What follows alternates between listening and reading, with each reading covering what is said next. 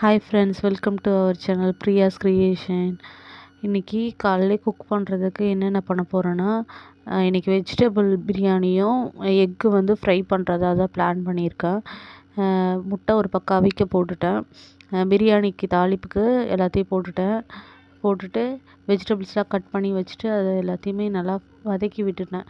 இஞ்சி பூண்டு பேஸ்ட்டு, நான் என்னென்ன வெஜிடபிள் வச்சுருக்கேன்னா, வெங்காயம், தக்காளி, கேரட், பீன்ஸு, மீல் மேக்கர், பச்சை பட்டாணி, பச்சை மிளகாய் இதெல்லாம் போட்டு நல்லா வதக்கி எடுத்துக்கிட்டேன். உருளைக்கிழங்கு இந்த சைடில் வந்து கிச்சடிக்காக ரெடி பண்ணிகிட்ருக்கேன்.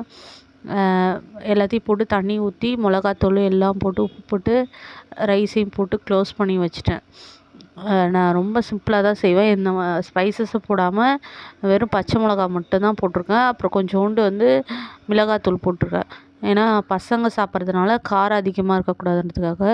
பேரலாக வந்து முட்டை அவிச்சு எடுத்துட்டேன். கிச்சடி வந்து கோதுமை குருணையில் வந்து கிச்சடி செஞ்சுருக்கேன். கிச்சடிக்கு வந்து தொட்டுக்க வந்து தேங்காய் சட்னி இதுதான் பிளான் பண்ணியிருக்கேன். அப்புறம் வந்து தோசைக்கல்லில் வந்து உப்பு மிளகாத்தூள் போட்டு காரம் போட்டு கொஞ்சம் கலர் சேஞ்ச் ஆனோடனே வந்து முட்டையை வந்து போட்டு எடுத்துக்கிறேன்.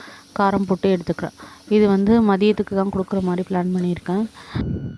மார்னிங் பிரேக்ஃபாஸ்ட்டுக்கு வந்து கிச்சடியும் தேங்காய் சட்னியும், மதியம் வந்து வெஜிடபிள் பிரியாணியும் எக்கு வந்து ஃப்ரை பண்ணியிருக்கேன். Bye friends.